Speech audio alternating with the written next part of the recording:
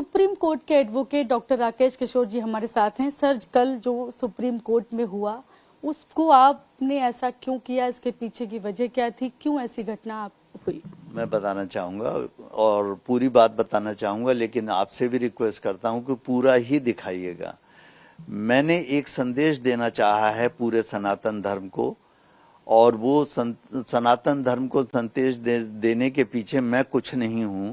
परमात्मा ने मुझे जो आज्ञा दी, परमात्मा जिसको मैं पूछता हूं, मानता हूं, जो सनातन धर्म का आधार है, उसने मुझे जो आज्ञा दी वो मैंने किया। मैं करता नहीं हूं, महज साक्षी हूं। अब मैं आपको असली मुद्दे पर आता हूं। 16 सितंबर को चीफ जस्टिस की कोर्ट में, जिसको हेड कर रहे थे चीफ जस्टिस गवई, उसमें एक याचिकाकर्ता ने, पिटिशनर ने एक PIL लगाई। उस PIL में उसने डिमांड किया था, रिक्वेस्ट, प्रेयर की थी, डिमांड नहीं, प्रेयर की थी कि जो खजुराहो MP में जो एक विष्णु भगवान की प्रतिमा है 7 फुट लंबी, वो प्रतिमा मैंने भी 3-4 बार देखी है, मैं भी वहां गया हूं, और वहां से आप यकीन मानिए मैं आंसू बहाता ही हुआ लौटा हूं। जैसा कि आपको पता है, हिंदुस्तान में जितने हमारे मंदिर थे, इन सब की प्रतिमाओं को कुछ आक्रांताओं ने, आक्रमणकारियों ने बिल्कुल तोड़ फोड़ के, अपमान करके उनको विशुद्ध कर दिया, उनको अपवित्र भी किया और खंडित भी किया। तो मेरा मानना पहले तो ये है कि विष्णु भगवान की मूर्ति की रिस्टोरेशन के लिए वो याचिका लेके जब गया था, तो गवई साहब को उसका मजाक नहीं उड़ाना चाहिए था कि जाके प्रतिमा से कहो, उसके सामने मेडिटेट करो, ये मेरे दायरे में नहीं। और सबसे बड़ी बात, इनजस्टिस ये किया कि उन्होंने उसको जो है खारिज भी कर दिया, उसकी पिटीशन को। तो जब इतनी सारी चीजें एक साथ हो गई, अगले दिन उन्होंने कुछ स्टेटमेंट भी दिए। चलिए, हम बहुत टॉलरेंट हैं हिंदूज, हमने उसको भी मान लिया। लेकिन अब आप मॉरिशस में जाके ये कहते हैं जब कि वहां ये देश बुलडोजर से नहीं चलेगा, जबकि आपको मालूम है इस समय बुलडोजर, मैं बरेली UP का रहने वाला हूं, मुझे मालूम है योगी बाबा कभी किसी पर अनावश्यक बुलडोजर नहीं चलाते हैं। कैसे इस भीड़ तंत्र को, समुदाय को काबू में लाना है, वो ये देखते हैं कि इनमें से कौन, ये सब लोग गैर कानूनी लोग हैं, इन सब लोगों ने सरकारी संपत्तियों पर कब्जा कर रखा है। ऐसे ही बरेली में भी है, सरकारी संपत्ति पे कब्जा है, बड़े बड़े महल, होटल, मैरिज हॉल, लॉन बनवाए हुए हैं। तो उनको फिर मोदी जी अगर, वो योगी जी अगर बुलडोजर नहीं चलाएंगे तो क्या करेंगे? आप यहां से बैठे बैठे रोक लगा देते हो। जैसे हल्द्वानी की जो रेलवे की जमीन थी, उस पर आपने रोक लगा दी। 3 साल से वो जमीन उन आतताइयों के, आक्रमणकारियों के कब्जे में है। रेलवे की जमीन है, मगर रेलवे कुछ नहीं कर सकता। तो इस तरीके, अच्छा दूसरी तरफ आप देखिए, नूपुर शर्मा आपके यहाँ लेके पहुंची, उसने कोई बात कुरान के खिलाफ नहीं की थी, किसी के धर्म के खिलाफ नहीं कही थी, जो सच्चाई है वो बयान की थी। उस पर आपने टिप्पणी कर दी। ये गवई साहब नहीं थे, पहले दूसरे चीफ जस्टिस थे, नाम नहीं याद आ रहा। उन्होंने कह दिया कि साहब ये जो है, आपने तो पूरे देश का माहौल खराब कर दिया। आज वो लड़की बेचारी जो है कहाँ है, अंडरग्राउंड जीवित है, मर गई है, नहीं पता हमें, क्योंकि उसके खिलाफ फतवे जारी हो गए कि सर तन से जुदा। आपने सर तन से जुदा करने वालों ने जो नारा दिया, उनके खिलाफ कोई एक्शन नहीं लिया।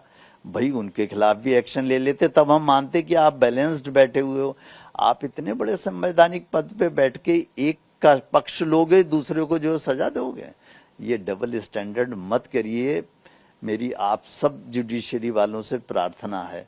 थाना घिरा हुआ है, उसमें से पुलिस वाले पहचान करके 10-12 आदमियों को चिन्हित करके पकड़ के लाते हैं। कोर्ट जाते हैं, कोर्ट कहती कोई साक्ष्य नहीं है, खाली पुलिस वाले, इंडिपेंडेंट विटनेस चाहिए। भैया उनके खिलाफ इंडिपेंडेंट विटनेस कौन दे देगा? आप उन्हें छोड़ देते हो, वो आजाद हो जाते हैं, पुलिस वाले बेचारे फिर वही। आपने सर जो किया उसको लेकर CGI ने कोई कार्रवाई नहीं की?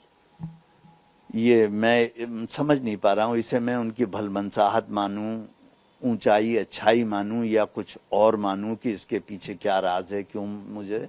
मैं तो सोच के गया था कि मेरे साथ जो होना है वो होगा, क्योंकि मेरे सोचने से भी कुछ नहीं, जो परमात्मा चाहेगा वो मेरे साथ होगा, मैं कुछ नहीं कर सकता। दूसरा कि बार काउंसिल ऑफ इंडिया ने आपको सस्पेंड कर दिया है।